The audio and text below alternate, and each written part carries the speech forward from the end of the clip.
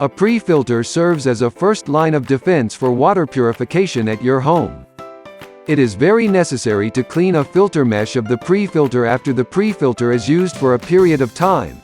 Otherwise, reduction of water pressure will be caused. Turn off the water inlet of the pre-filter first before cleaning the filter mesh. Turn on the flushing port of the pre-filter to discharge remaining water inside.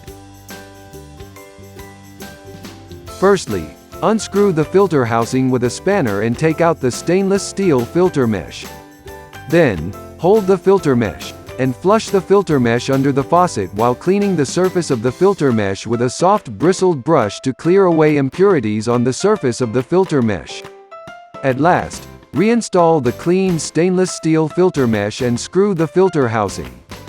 So far, the filter mesh of the pre-filter product has been cleaned, and you can enjoy clean and sufficient water again.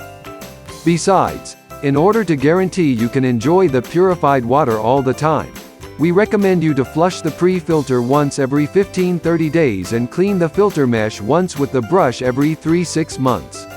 Of course, you can buy a brand new stainless steel filter mesh without manual cleaning.